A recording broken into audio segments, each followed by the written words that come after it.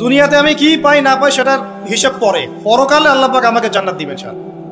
এভাবে আপনি আপনার জীবনের প্রতিটা কাজকেই ইবাদত বানাতে পারেন। ওয়ামা খালাকতুল জিন্না ওয়াল ইনসা ইল্লা লিয়াবুদুন। নাস্তিকদের কথা জবাব পেয়েছেন?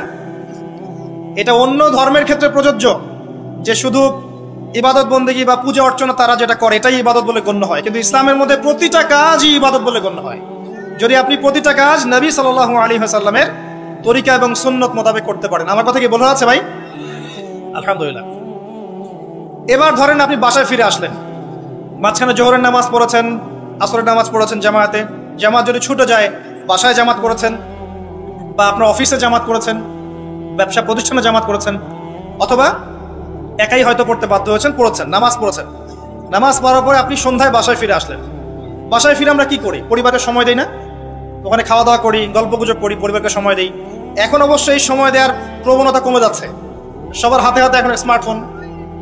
একটা বাসায় 10টা জগৎ, আর একটা বাসায় 10টা মেম্বার, 10 জনের 10টা ফোন, 10টা আলাদা আলাদা পৃথিবী একটা বাসার মধ্যে। আগে ওই যে টেলিভিশন ছিল না, এখন তো টেলিভিশন উঠে যাচ্ছে, তাই না? আগে যখন টেলিভিশন ছিল, টেলিভিশন কিন্তু ড্রয়িং রুমের মধ্যে ছিল, মনে আছে? মানে বাসার সব মেম্বার একসাথে বসে টিভি দেখত। এখানে কিন্তু অশ্লীলতার পরিমাণটা একটু কম ছিল, চাইলেই যে কোনো চ্যানেল সে দেখতে পারবে না। পারবে? পারবে না। এখন ঘরে ঘরে স্মার্টফোন, ও যা ইচ্ছা তাই করতে পারে। আমরা হয়তো মনে করছি বাসা থেকে টিভি সরিয়ে দিয়েছি, একটা জিহাদ করেছি, মাশাআল্লাহ। ওই টিভি সরিয়ে যে ঘরে ঘরে আবার একটা জেনার মেশিন ঢুকিয়ে দিয়েছি, এটা বুঝতে পারছি না। তো এই যে পরিবারকে সময় দেয়া, এটা কিন্তু ইবাদত। পরিবারের খোঁজ খবর নেয়া, স্ত্রীর সাথে কথোপকথন করা, পরিবারের সমস্যাগুলোকে ডিল করা, একসাথে খেতে বসা, একসাথে এক দস্তরখানায় খেতে বসা, প্রয়োজনে বড় প্লেট নেওয়া, প্লেটের চারপাশে সবাই মিলে খাবে, এটাও সুন্নাহ। এতে করে মহব্বত বাড়বে, খাবারে বারাকা হবে। আমরা কিন্তু এগুলো পালন করি না, সংস্কৃতি নাই আমাদের মধ্যে, চর্চা নাই। বাচ্চা কাচ্চাদেরকে সময় দেই না। বাচ্চা কাচ্চাকে পিতা মাতা সময় না দিলে এই বাচ্চা কার কাছে মানুষ হবে? কাজের বুয়ার কাছে মানুষ হবে, তাই না? অথবা ডে কেয়ার সেন্টারে মানুষ হবে। তো এই কার কাছ থেকে ভদ্রতা শিখবে? সে তো তাদের মানসিকতাতেই গড়ে উঠবে। তো বাচ্চা কাচ্চাদেরকে সময় দেয়া, পরিবারের সদস্যদেরকে সময় দেয়া ইবাদত। নবী করিম সাল্লাল্লাহু আলাইহি ওয়াসাল্লাম তার স্ত্রীর কোলে মাথা রেখে শুয়ে থাকতেন, ইবাদত। মাথা রেখে শুয়ে তিনি কোরআন তেলাওয়াত করতেন। আমরা যারা বৈবাহিক জীবনে আছি, কখনো করেছি? মাশাআল্লাহ। কয়বার করেছেন? বেশি করতে যায় না, বেশি করতে গেলে আবার সমস্যা আছে। সবকিছুর একটা কি আছে? লিমিট আছে। বেশি করতে গেলে ব্যক্তিত্ব কমে যাবে, তখন দেখবেন আপনার উপর খবরদারি করছে। ভারসাম্য বজায় রাখতে হবে। যাই হোক, এমনকি তিনি বলেছেন, আয়েশা রাদিয়াল্লাহু আনহা তিনি বলেছেন যে আমি যে গোশতের টুকরাটা খেতাম, নবী সাল্লাল্লাহু আলাইহি ওয়াসাল্লাম ওইখানেই মুখ দিতেন যেখানে আমি ছিঁড়েছি। এবং রাতের বেলা দৌড় প্রতিযোগিতা করেছেন স্ত্রীর সাথে। প্রথমবার আয়েশা রাদিয়াল্লাহু আনহা জিতেছিলেন, পরে কয়েক বছর পর তিনি তাকে হারিয়ে দিয়েছেন, দিয়ে বলেছেন, আয়েশা আমি তোমাকে আজকে হারিয়ে দিলাম। এই যে সুন্নাহ, পারিবারিক সুন্নাহগুলো আমাদের মধ্যে উঠে যাচ্ছে না ভাই? পরিবারের সবার সাথে সময় দিতে হয়, খোঁজ খবর নিতে হয়, কথাবার্তা বলতে হয়। স্পেশালি বাচ্চাদের ব্যাপারে খেয়াল রাখতে হয়। বাচ্চা কাচ্চা যারা আছে এরা কাদের সাথে মিশছে, কাদের সাথে মিশছে, কাদের সাথে খেলছে, যে স্কুলে পড়ছে ওর পরিবেশটা কেমন, যে মাদ্রাসা যাচ্ছে ওর পরিবেশটা কেমন, ওকে কারা পড়াচ্ছে, কাদের কাছ থেকে দিন শিখছে, সে কাদের কাছ থেকে ইলম শিখছে, এগুলো জানা দরকার আছে। পরিবারের ব্যাপারে সচেতন থাকতে হবে। এই কারণে আল্লাহ পাক বলেছেন, কু আনফুসাকুম ওয়া আহলিকুম নারা, নিজে পরিবার, নিজে জাহান্নামের আগুন থেকে বাঁচো, পরিবার বর্গকে বাঁচাও। কিন্তু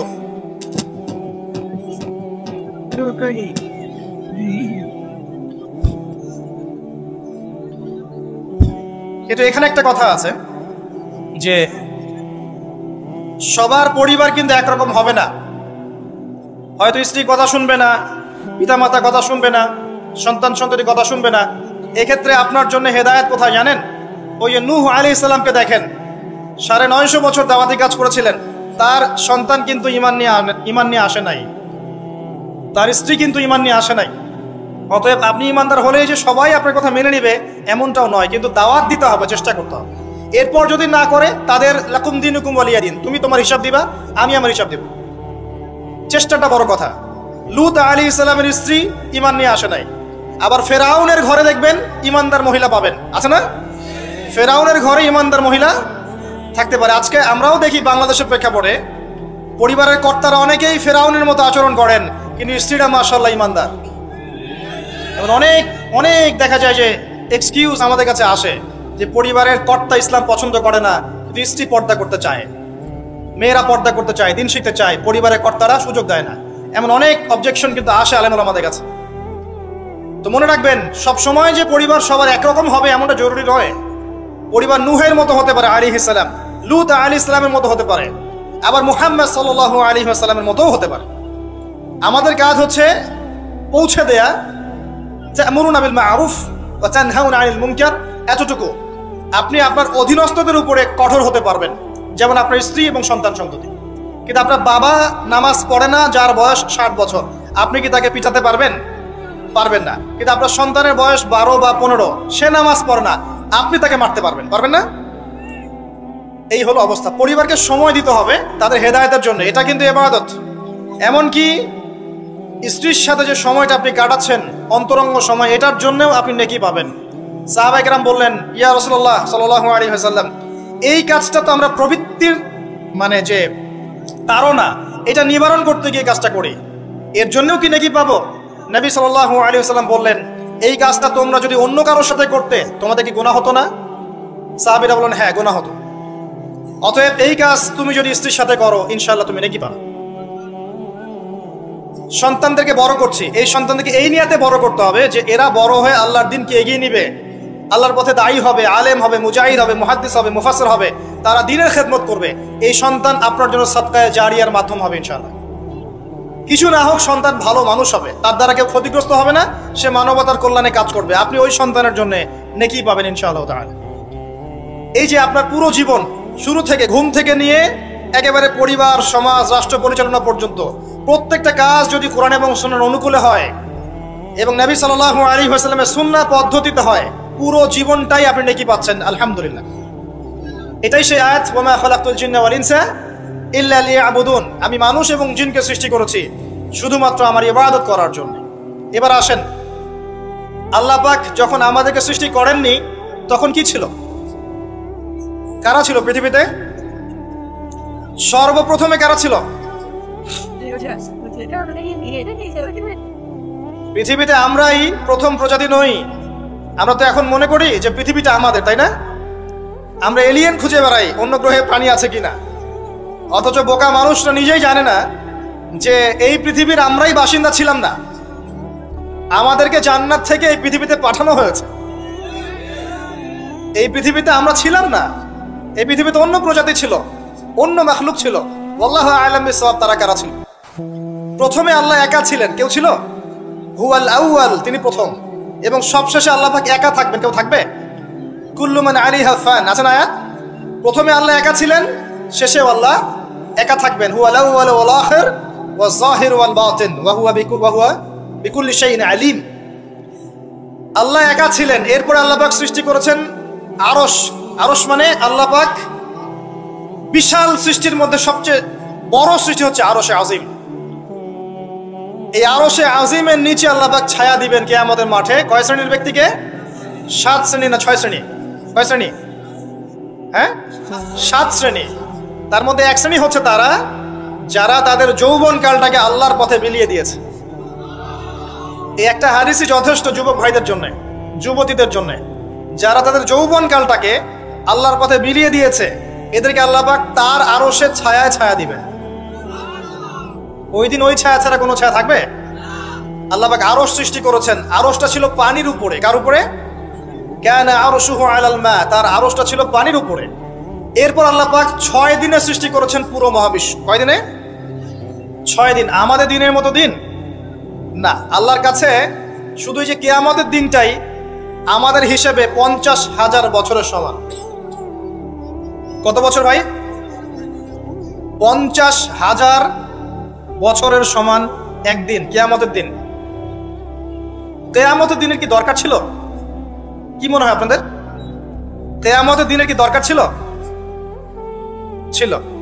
যদি কিয়ামতের দিন না থাকতো তাহলে পৃথিবীর সব জালেম পার পেয়ে যেত। কিয়ামতের দিন আছে বলেই কোনো জালেম পার পাবে না ইনশাআল্লাহ। কোনো মাজলুমের চোখের প্রাণী বৃথা যাবে না, কারণ কিয়ামতের দিন আছে। এটা হচ্ছে মাজলুমের আশার দিন আর জালেমের জন্য হতাশার দিন। কিয়ামতের দিন না থাকতো তাহলে সমস্ত খুনি, ব্যভিচারী, ধর্ষণকারী, জালেম, ফাসেক, আল্লাহদ্রোহী সবাই পার পেয়ে যেত না। আল্লাহ পাক পার দিবেন না বলেই কিয়ামতের দিন রেখেছেন। ছোটবেলায় আমরাও মনে করতাম যে মানুষের জন্ম নিয়েছে, কি ভুলটা করলাম, হিসেব নিকেশ, জান্নাত জাহান্নাম, কত সমস্যা। যত দিন যাচ্ছে বুঝতে পারছি যে ভাগ্যিস কিয়ামতের দিন বলে একটা দিন আছে, না হলে জালেমের এই জুলুমের কোনো বদলা হতো না, আর মাজলুম তার অধিকার ফিরে পেত না। তো 50,000 বছরের সমান ওই দিন মানুষ অস্থির হয়ে যাবে। এই কারণে বিচার শুরু হচ্ছে না কেন? একবার আদম আলাইহিস সালামের কাছে দৌড় দিবে, একবার নবী নূহ, একবার মূসা, একবার ঈসা, একবার ইব্রাহিম, সবাইকে রিকোয়েস্ট করবে মানুষ দলে দলে গিয়ে যে আল্লাহকে বলেন অ্যাটলিস্ট বিচারটা যেন শুরু করেন। অপেক্ষা করা কাজটা কষ্টকর না ভাই? কারোর জন্য অপেক্ষা করা কষ্টকর না? অপেক্ষা করতে করতে ঘামে একদম গলা পর্যন্ত ডুবে যাবে। আল্লাহ পাক হেফাজত করুন আমাদেরকে। ওই 7 শ্রেণীর মানুষের মধ্যে আল্লাহ পাক আমাদেরকে আশ্রয় দান করুন, আল্লাহুম্মা আমিন। এরপরে যেটা বলছিলাম যে এই 50,000 বছরের সমান দিনে একজন ব্যক্তি আপনার আমার জন্য সুপারিশ করবে, তার নাম কি? এবার হাত উঁচু করেন, কতজন আপনাদের মধ্যে ওই ব্যক্তির সাল্লাল্লাহু আলাইহি ওয়াসাল্লাম তার জীবনী পড়েছেন জীবনে একবার? অনেস্টলি বলবেন, সততার সাথে হাত নামান।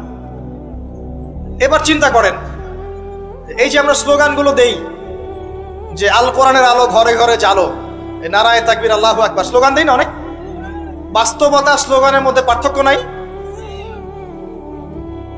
যখন আপনি দেখবেন প্রতিটা যুবক বা প্রত্যেক ব্যক্তি আমাদের সমাজের মধ্যে নবী সাল্লাল্লাহু আলাইহি ওয়াসাল্লামের জীবনী সম্পর্কে ভালো ধারণা রাখে, কোরআনুল কারীম মাশাআল্লাহ তেলাওয়াত করতে জানে, কোরআনের অর্থ বোঝার চেষ্টা করে, মাশাআল্লাহ হকপন্থী আলেম ওলামাদের কাছে যায়, আত্মশুদ্ধি অর্জন করে, হালাল খায়, পারিবারিক আদর্শ সুন্দর করে গড়ে তোলার চেষ্টা করে, ন্যায়ের পথে তাকে অন্যায় করে না, তখন অটোমেটিকলি কোরআনের আলো ঘরে ঘরে জ্বলবে না? তাহলে মূল কাজটা কি? আইওয়াশ এবং শোডাউন করা, না মূল কাজ করা? মূল কাজটা কি? আমরা কিন্তু মূল কাজটা করতে যাচ্ছি না, বা মূল কাজটাকে আমরা ততটা গুরুত্ব দিচ্ছি না যতটা যৌগিক বিষয়গুলোকে গুরুত্ব দিচ্ছি।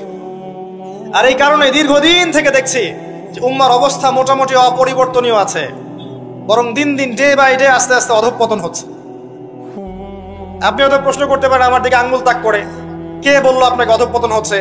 আমরা তো দেখছি উন্নতি, অগ্রগতি আর প্রগতি। আমি বিনয়ের সাথে বলবো আর 10টা থেকে 20টা বছর অপেক্ষা করেন। 5 বছর আগে বিনয়ের সাথে বলেছিলাম যে 10 বছর অপেক্ষা করেন, কাগজের টাকা বলে কিছু থাকবে না। আস্তে আস্তে সোসাইটি ওইদিকে যাবে, এবং এগুলো কোনোটাই অ্যাক্সিডেন্টলি অটোমেটিকলি হচ্ছে না। এর পিছনে একটা মাস্টার মাইন্ড কাজ করছে, পুরো বিশ্বের পিছনে একটা মাস্টার মাইন্ড কাজ করছে। একটা সভ্যতা চাচ্ছে সারা বিশ্বের মানুষ ওর দাস হয়ে থাক, এবং তাদের এক একটা এজেন্ডা আস্তে আস্তে বাস্তবায়িত হচ্ছে। এবং মাশাআল্লাহ আমরাও হালুয়া রুটি এবং সেমাই খাচ্ছি, মাশাআল্লাহ আমরাও খাচ্ছি খোরমা, জিলাপি, হালুয়া রুটি, সেমাই, এগুলো আমরাও খেয়ে যাচ্ছি মাশাআল্লাহ। আল্লাহ পাক আমাদের হৃদয়ের চোখগুলো যেন খুলে দেন, আল্লাহুম্মা আমিন। ক্যাশলেস সোসাইটি চায় তারা, ক্যাশলেস সোসাইটি, মানে সোসাইটির মধ্যে কোনো ক্যাশ থাকবে না, ডিজিট থাকবে, খালি ডিজিট। খালি কলা কিনবেন, আপনি 40 ডিজিট পাস করে দিবেন।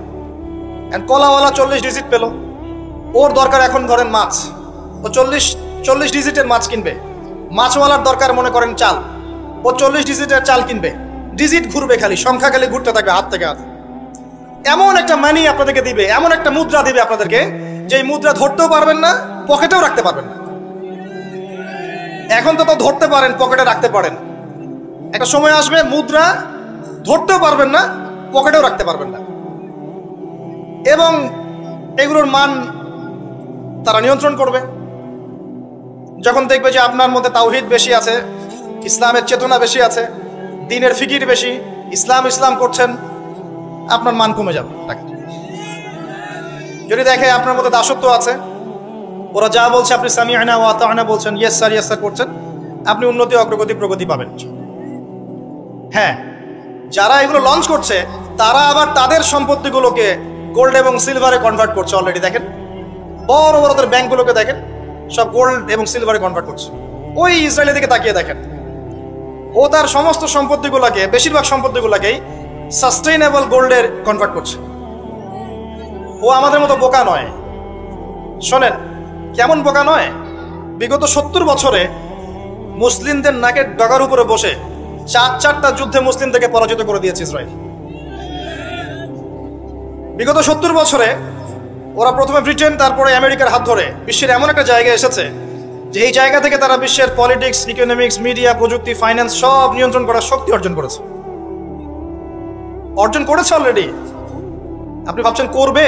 অনেকে মনে করে এটা ভবিষ্যৎ বক্তা মনে হয়।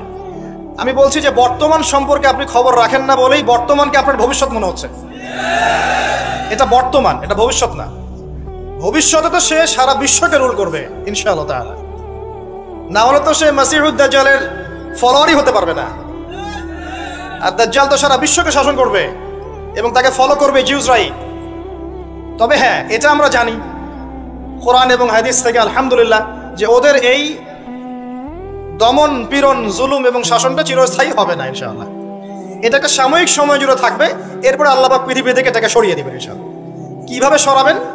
ওই যে লোহিত সাগরে আল্লাহ পাক যেমন করে বনু ইসরাইলকে ধাওয়া করছিল ফেরাউনের বাহিনী, মনে আছে? লোহিত সাগরে আল্লাহ পাক ফেরাউনের বাহিনীকে একত্রিত করেছেন, ডুবিয়ে দিয়েছেন, দেন নাই? আল্লাহ পাক সেম সুন্নাহ অ্যাপ্লাই করেছেন প্যালেস্টাইনের ক্ষেত্রে। আল্লাহ পাক সমস্ত জালেমদেরকে ওখানে একত্রিত করেছেন ধ্বংস করার জন্য। সেম সুন্নাহ, এটা হবে ইনশাআল্লাহ আযজা ওয়া জাল্লা। আমরা জানি এটা সরে যাবে পৃথিবী থেকে। তারপরে এমন একটা যুগ আসবে যে যুগে ইনশাআল্লাহ আযজা ওয়া জাল্লা একজন নবী সারা বিশ্ব পরিচালনা করবেন। একজন নবী, তার নাম ঈসা ইবনে মারইয়াম, এবং তার অনেক আগেই আমাদের ইমাম আল মাহদি তিনি ইন্তেকাল করবেন। মনে রাখবেন, শেষ জামানার সবচেয়ে ভাইটাল চরিত্র ইমাম মাহদি নয়। শেষ জামানার সবচেয়ে ভাইটাল চরিত্র হচ্ছে ঈসা ইবনে মারইয়াম।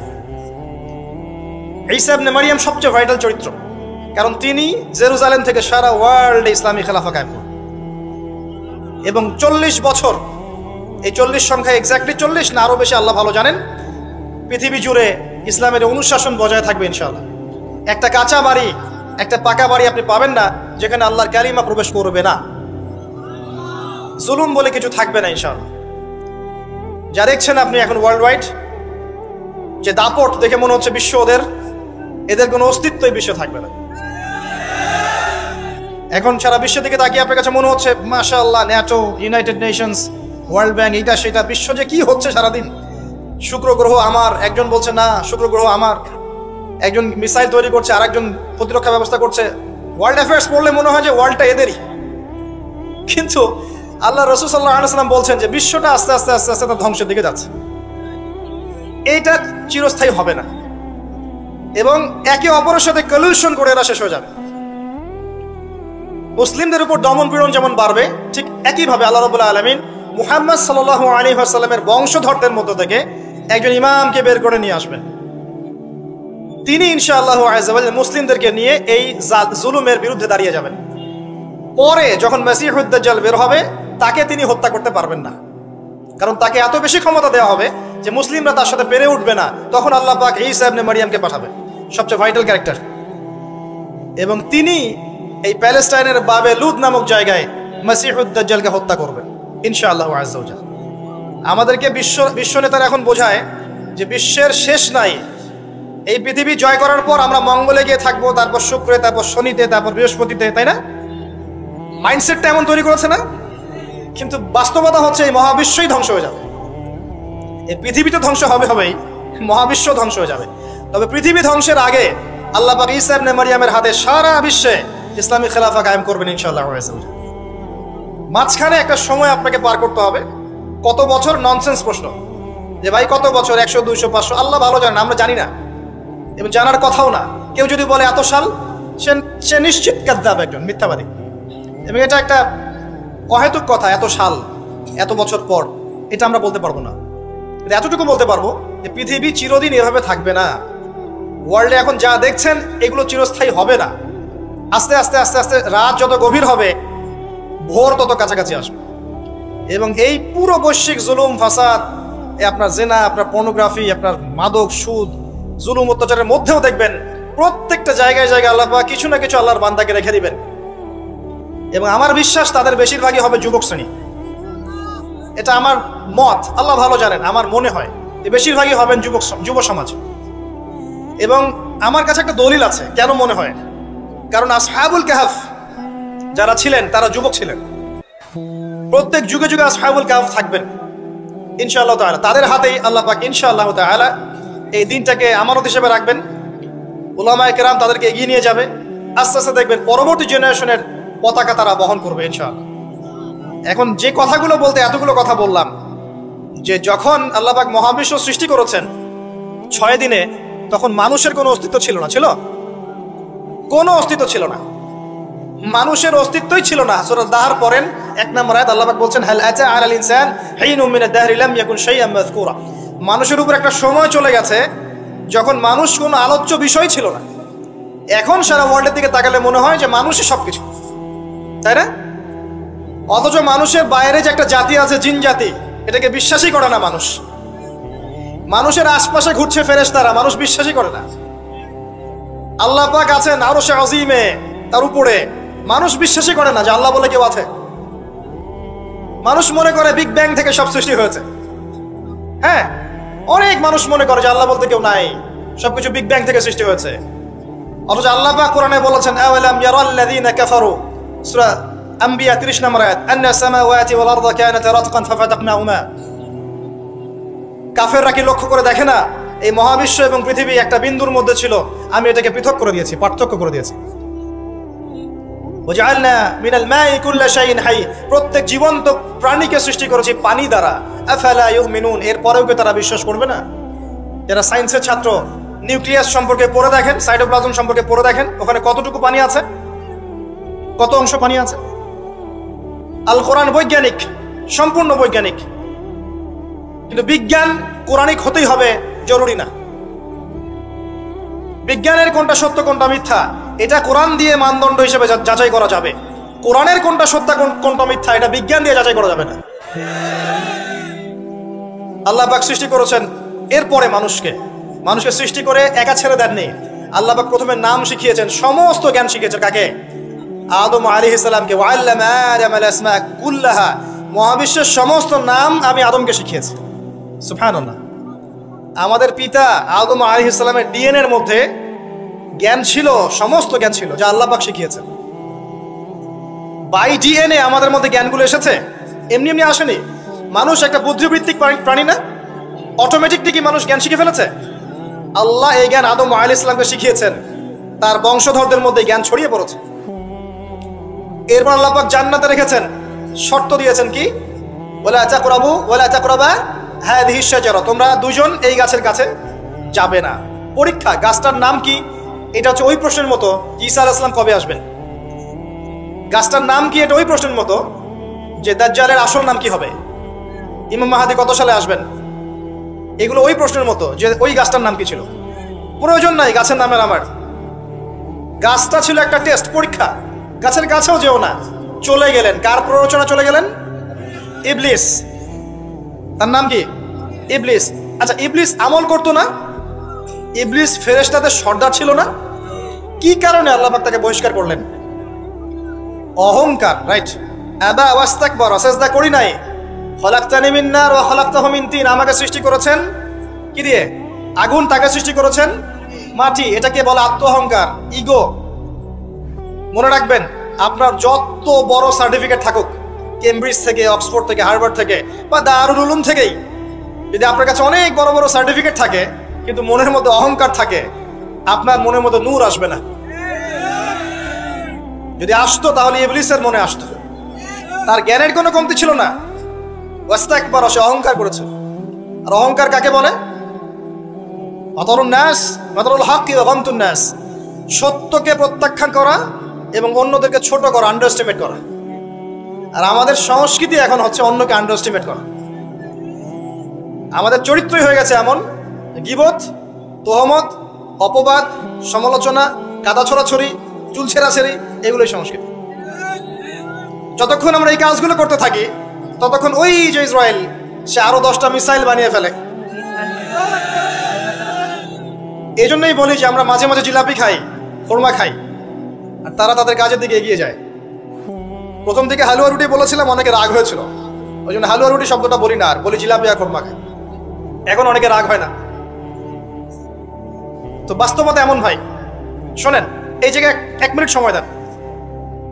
একটা সময় ছিল, এই জায়গাটা খুব ভালো করে শোনেন, একটা সময় ছিল আবু বকর সিদ্দিক রাদিয়াল্লাহু আনহুর যুগ, ওমর ইবনুল খাত্তাব, উসমান বিন আফফান, আলী ইবনে আবি তালেব, উমাইয়া খেলাফত, আব্বাসীয় খেলাফত, ফাতেমি, মামলুক, কর্ডোভা, উসমানীয়, এই যে খেলাফত ছিল। স্বর্ণযুগের মধ্যে ইসলাম বেশি ছিল, আস্তে আস্তে ইসলাম কমতে থাকে, কিন্তু অ্যাটলিস্ট মুসলিমদের একটা শক্তি ছিল, মুসলিমদের একটা ল্যান্ড ছিল, একটা ইমারা ছিল, একটা জামায়া ছিল, খেলাফা ছিল, আমির ছিল, ইকোনমিক পাওয়ার ছিল, প্রযুক্তি ছিল, সামরিক বাহিনী ছিল, সব কিছু মুসলিমদের হাতে ছিল। এরপর একটা যুগ আসলো, এই যুগের বয়স বেশি দিন না, 100, 200, 300 বছর। এই লাস্ট 200-300 বছরে দেখবেন আপনি নো স্টেট, কোনো স্টেট নাই। যেগুলো আছে সেগুলো টুকরা টুকরা পিস আপ করা, ব্রিক্স অ্যান্ড পিসেস, মানে টুকরায় টুকরায় ভাগ করা হয়েছে। কারোর সাথে কারো মহব্বত নাই, মানে ওই দেশের মানুষ মরলে এই দেশের মানুষ হাসে, এখানে আঘাত আসলে ওরা বলে যে আমি তো বাংলাদেশি না, তো বাংলাদেশের ব্যাপারে আমার নাক গলানোর দরকার নাই। তারপরে যদি সিরিয়ায় কেউ বোম মারে, পাকিস্তানের কেউ বলে ওরা তো সিরিয়ার মানুষ, আমাদের সাথে কি সম্পর্ক। প্যালেস্টাইনে কেউ মা বোনদের ইজ্জত নিলে ইরাকের মানুষ বলে যে ওরা তো প্যালেস্টাইনের, আমরা তো ইরাকের। ইউনাইটেড কোনো ফর্ম নাই, প্রথম কথা, না কোনো ইউনাইটেড নেশন, না কোনো খেলাফা, না আমির, না সবার মাঝে একটা হৃদ্যতা, না ইকোনমিক কোনো বেস, না স্বতন্ত্র মিডিয়া প্রযুক্তি, স্বতন্ত্র সিস্টেম, স্বতন্ত্র political system, economic system, media, প্রযুক্তি, আপনার সমরাস্ত্র, ওভারঅল যে বিষয়গুলো আমাদের ছিল স্বর্ণযুগে, এগুলো লাস্ট 200-300 বছরে অনেকটা কমে গেছে। এবং যখন কমে গেছে, এই সময়টুকুর মধ্যে ইসলামের বিরোধী শক্তি যারা আছে, স্পষ্ট প্রকাশ্য বিরোধী শক্তি যারা ভিতরের বাইরের, এরা এই প্রত্যেকটা সেক্টরে উন্নতি করেছে। আর আমরা এই মূল জিনিসগুলো দিকে ফোকাস না করে পড়েছিলাম কোথায়? আপোষের গীবত, আমাদের তহমত, আপোষের কাদা ছড়াছড়ি। একটা নেশনের মধ্যে সবাই ভাই না আমরা? একটা নেশন মানে একটা নেশনে কি থাকে? ল্যান্ড থাকে, ভূখণ্ড লাগে, সার্বভৌমত্ব লাগে, জনসংখ্যা লাগে, তারপর কি লাগে? এগুলো লাগে না? সরকার লাগে, 4টা বিষয় দরকার হয়, রাষ্ট্রের সঙ্গে এগুলো পাবেন। ওভারঅল দেখবেন গভর্নমেন্ট থাকবে, প্রশাসন থাকবে, জনগণ থাকবে, আলেম ওলামা থাকবে, যুব সমাজ থাকবে, তরুণ প্রজন্ম থাকবে, যুবতীরা থাকবে, বাচ্চা কাচ্চা থাকবে। এই হচ্ছে আপনার প্রজন্ম, একটা নেশন। এই নেশনের সবাই আমরা একে অপরের ভাই নই? আমরা সবাই এক জাতি না? নাকি সবাই সবাই শত্রু? আমরা কি কেউ কারো শত্রু? আমরা সবাই ভাই না? আমরা সবাই কিন্তু একটা জাতি। খেয়াল করে দেখেন এখন এই এক জাতির কনসেপ্টটার মধ্যে কত ভাটা পড়েছে। এক ধর্মনেতা আর এক ধর্মনেতাকে দেখতে পারে না, এক বক্তা আর এক বক্তার সমালোচনা না করলে ভাত হজম হয় না, এক ভাই একটা দল করে, আরেক ভাই আরেকটা দল করে, এই ভাই এই ভাইয়ের ক্ষতি না করতে পারলে ঘুম হয় না। আমরা কি আপোষে লড়াই করছি না? আমরা কি একে অপরের সাথে লড়াই করে সময় নষ্ট করছি না? পক্ষান্তরে আমাদের স্পষ্ট যারা শত্রু দেখেন ওয়ার্ল্ড ওয়াইড, তারা কি একত্রিত হয়ে আমাদের বিরুদ্ধে নাই? এই সহজ বাংলা কথাটা আমাদের বুঝে কেন আসে না যে আমরা সবাই এক, আমরা সবাই মুসলিম, এটাই আমাদের মৌলিক পরিচয়। আমরা সবাই মুসলিম, এটা আমাদের মৌলিক পরিচয়। আমাদের মধ্যে আল্লাহ পাক কাউকে কর্তৃত্ব দিয়েছেন, কাউকে অধীনস্থ করেছেন, কাউকে আল্লাহ পাক ইলম দিয়েছেন, জ্ঞানের শরীয়তের কাউকে দেন নাই, কাউকে তরুণ বানিয়েছেন, কাউকে তরুণী বানিয়েছেন, কাউকে বৃদ্ধ বানিয়েছেন, কাউকে যুবক বানিয়েছেন, কেউ ঘর সামলাচ্ছে, কেউ সমাজ সামলাচ্ছে, কেউ অর্থনীতি সামলাচ্ছে, কেউ রাষ্ট্র সামলাচ্ছে। সবাইকে আমরা একে অপরের ভাই নই? নাকি আমরা সবাই একে অপরের শত্রু? আমরা কি করেছি? আপোষে, লড়াইয়ে, সমালোচনায়, ইখতিলাফে, গীবতে, তহমতে এতটা সময় পার করেছি যে এই সময়টুকুর মধ্যে ওরা অনেক দূর এগিয়ে গেছে, এবং এই এগিয়ে যাওয়াটা ওদের আরো বাড়তে থাকবে। কারণ কিছু পাপের শাস্তি আমাদেরকে পেতে হবে দুনিয়ায়, কিছু ভুলের শাস্তি আমাদেরকে দুনিয়ায় পেতে হবে ইনশাল্লাহ। এরপর একটা প্রজন্ম আসবে যারা এই ভুলগুলো করবে না ইনশাল্লাহ। বিশ্বাস করেন, এরপরে ইনশাল্লাহ এমন কোন প্রজন্ম আসবে, ইস্তাবদিল কওমান গায়রাকুম। আল্লাহ পাক বলেছেন, তোমরা যদি দায়িত্ব পালন না করো, তোমাদেরকে আমি সরিয়ে দিয়ে নতুন সম্প্রদায়কে নিয়ে আসবো।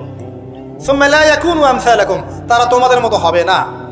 আল্লাহ পাক এরপরে এমন জেনারেশন নিয়ে আসবেন ইনশাল্লাহ, দেখবেন তারা সবাই তাওহীদপন্থী হবে, তারা সুন্নতপন্থী হবে, তারা হালাল খাবে, হারামে যাবে না, তারা পারিবারিক আদর্শ ঠিক রাখবে ইনশাল্লাহ। তাদের যুব সমাজকে দেখবেন আল্লাহর জন্য নিজের জীবন কুরবানি করার জন্য প্রস্তুত থাকবে। দেখবেন তাদের তরুণদের সাথে প্রবীণদের একটা সুন্দর সুন্দর সমন্বয় থাকবে। তরুণ থেকে নেতৃত্ব দেবে প্রবীণরা, দেখবেন তরুণরা এগিয়ে যাবে। দেখবেন তারা ছোট ছোট বাচ্চারা এক একটা ডিনামাইট হয়ে করে উঠবে ইনশাল্লাহ।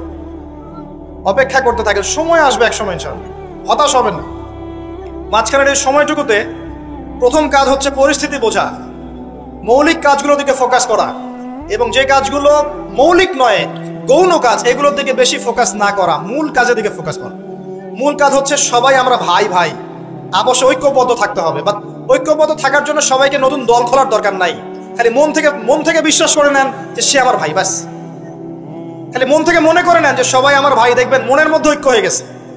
ঐক্যটা মনের ব্যাপার, ঐক্যটা মনের ব্যাপার, এটা কিন্তু ফিজিক্যাল বিষয় নয়। মন থেকে বিশ্বাস করে নেন যে আমরা যারা তাওহীদপন্থী আছে, মুসলিম আছে বাংলাদেশে, সবাই আমরা ভাই। এমনকি বিশ্বের যারা আছে, যারা নির্যাতিত নিপীড়িত, ওরা আমার উম্মার বাইরে কেউ না, ওরা আমার উম্মারে অন্তর্ভুক্ত। চিন্তা জগতে পরিবর্তন আনেন, মৌলিক কাজে আসেন, পড়াশোনা করেন। খালি নারায়ে তাকবীর আল্লাহু আকবার স্লোগান দিলে আর আল কোরআনের আলো ঘরে ঘরে জ্বালো স্লোগান তুলে আইওয়া শোডাউন করলে সব হবে না। বেসিক জায়গায় এসে পড়াশোনা করেন, তরুণ সমাজকে পড়াশোনা করান, ভালো কিছু পড়ান। যারা জেনারেল লাইন থেকে উঠে আসছে এদেরকে ভালো কিছু পড়ান। যারা মাদ্রাসায় পড়ছে প্রয়োজনে, যদি প্রয়োজন হয় তাদের সিলেবাসে কিছু সংস্কার করেন, করে এগিয়ে নেন। উভয়ের মাঝে একটা সমন্বয় সৃষ্টি করেন, উলামায়ে কেরামের মাঝে ঐক্যের চেষ্টা করেন, আপোষে বিভক্তির চেষ্টা করবেন না। যারা হিংসা, গীবত, তমত, সমালোচনার সংস্কৃতি লালন করে ওদেরকে এড়িয়ে যান, ওইদিকে ভ্রুক্ষেপও করবেন না। একটা সেকেন্ড ওদিকে ভ্রুক্ষেপ করবেন, আপনি এক সেকেন্ড পিছিয়ে যাবেন, এগিয়ে যান। তরুণ সমাজ আজকে পর্নোগ্রাফিতে আসক্ত, মাদকে আসক্ত, জুয়া খেলছে, মেয়ে নিয়ে ফুর্তি করছে, টিকটক প্রজন্ম হয়ে গেছে, সারাদিন সেলফোন নিয়ে পড়ে থাকে, কিচ্ছু বোঝে না জীবনের উদ্দেশ্য কি। এদেরকে আল্লাহর দিকে ফেরান, নামাজের দিকে ফেরান, দিনের মেহনত বাড়িয়ে দেন, মসজিদগুলো আবাদ করেন, মাদ্রাসাগুলো গড়ে তোলেন, স্কুল কলেজ নির্মাণ করেন। আমাদের পরবর্তী প্রজন্মের বাচ্চা কাচ্চাদেরকে এমনভাবে পড়াশোনা করান আগামী বিশ্বকে ওরা চ্যালেঞ্জ করতে পারে। আমাদের প্রশাসনে যারা আছে তাদেরকে স্বাধীনভাবে কাজ করতে দেন, ন্যায়পরায়ণের সাথে কাজ করতে দেন, ন্যায় প্রতিষ্ঠা করার সুযোগ তাদেরকে দেন। যারা তাদের উপরে আছেন তাদের মধ্যে ইসলামকে ঢুকিয়ে দেন, আল্লাহর ভয় ঢুকিয়ে দেন, তাকওয়াকে ঢুকিয়ে দেন। তাদের সাথে দ্বন্দ্বে লিপ্ত হবেন না। একটা রাষ্ট্রের মধ্যে অরাজকতা সৃষ্টি করে রাষ্ট্রের কোনো কল্যাণ হয় না, বরং রাষ্ট্রের ক্ষতি হয়। এমন কিছু করতে যাবেন না যাতে করে একটা রাষ্ট্রের জনগণ সরকারের বিরুদ্ধে বিদ্রোহ করা শুরু করছে, এমন কিছু করতে যাবেন না। করতে গেলে উপকারের চেয়ে ক্ষতি বেশি হয়ে যাবে। বরং সৎ কাজের আদেশ, অসৎ কাজের নিষেধের মধ্য দিয়ে কাছে দেখে ভালোটা বোঝান, এতটুকু দায়িত্ব আপনার। ফাযাক্কির ইন নাফাআতিদ যিকরা ফাযাক্কির লাস্তা আলাইহিম বিমুসাইতির। আল্লাহ যদি তৌফিক দেন, আল্লাহ যদি কবুল করেন, দেখবেন এই মানুষগুলোর মধ্য থেকে উমর রাদিয়াল্লাহু আনহুর মতো মানুষ বের হয়ে যাবে ইনশাআল্লাহ। মনে রাখবেন, উমর ইবনুল খাত্তাব রাদিয়াল্লাহু আনহু অস্ত্র হাতে নিয়ে নবীকে হত্যা করার জন্য বের হয়েছিলেন। আল্লাহ পাক সেই মানুষকে কবুল করে ইসলামের দ্বিতীয় খলিফা বানিয়েছেন, সুবহানাল্লাহ। তো সবার প্রতি সুধারণা রেখে দিনের দাওয়াত সব মহলে পৌঁছে দেওয়ার চেষ্টা করেন। আল্লাহ যদি কবুল করেন, ইসলামকে যদি সঠিকভাবে প্রেজেন্ট করতে পারেন, তারা যদি বুঝতে পারে, দেখবে তাদের দ্বারা এমন খেদমত সম্ভব যা আমার দ্বারা সম্ভব না। এটাই আমাদের দায়িত্ব, এতটুকুই। আল্লাহ পাক আমাদেরকে কথাগুলো বোঝার তৌফিক দান করুন, আমিন। আল্লাহ পাক বর্তমান বিশ্বের প্রেক্ষাপটটা বোঝার তৌফিক দান করুন। আমাদের উম্মার মধ্যে আল্লাহ পাক ঐক্য দান করুন, আমাদের মধ্যে আল্লাহ হৃদ্যতা, ভালোবাসা দান করুন। আমরা যে একে অপরের ভাই, এই কনসেপ্টটা বোঝার তৌফিক দান করুন। আল্লাহ পাক অন্যায় এবং জুলুমকারীদের বিরুদ্ধে আমাদেরকে দাঁড়ানোর তৌফিক দান করুন। আল্লাহ পাক যুব সমাজকে খাস করে আমি দোয়া করছি, যুব সমাজকে আল্লাহ পাক যেন হেদায়েত দিয়ে ইসলামের পথে নিয়ে আসে। যারা আজকে আল্লাহ ভোলা, রাসূলকে ভোলা, আল্লাহ যেন এই বান্দাদেরকে খাস করে দয়া করে আল্লাহ এবং তার রাসূলের দিকে আসার তৌফিক দান করেন। 5 ওয়াক্ত নামাজ জামাতে পড়ার তৌফিক দান করেন। আল্লাহ পাক আমাদের বিত্তশালীদেরকে দিনের জন্য অর্থ ব্যয়ের দিকে এগিয়ে আসার তৌফিক দান করেন। আমার নিচে শেষ হয়নি, আমাদের ঊর্ধ্বতন কর্তৃপক্ষ থেকে শুরু করে টপ টু বটম যারা আছি সবাইকে যার যার জায়গা থেকে দিনের খেদমত করার তৌফিক আল্লাহ পাক দান করেন। ইসলাম যে একটা সাম্যের ধর্ম, মানবতার ধর্ম এবং সমস্ত বিষয়ের সমাধান যে ইসলামে আছে, এটা বোঝার তৌফিক আল্লাহ পাক তাদেরকে দান করুন এবং আমাদেরকেও সঠিকভাবে উপস্থাপন করার তৌফিক দান করুন। আল্লাহ পাক আমাদের মধ্যে যেন ভুল ত্রুটিগুলোকে মাফ করে দেন। যদি আল্লাহ আমাদের দ্বারা পসিবল না হয়, আমরা যদি এগুলোর যোগ্য না হয়ে থাকি, আল্লাহ পাক যেন আমাদেরকে সরিয়ে দিয়ে অন্য এমন সম্প্রদায় নিয়ে আসেন যারা এই কাজগুলো করতে পারবে ইনশাআল্লাহ। আল্লাহুম্মা আমিন। তারপরেও আমরা চাই আল্লাহর জমিনে আল্লাহর দিনটা যেন বিজয় হয়। আল্লাহুম্মা আমিন। শেষ করার আগে আমি আর কিছু কথা বলে শেষ করছি যে আল্লাহ পাক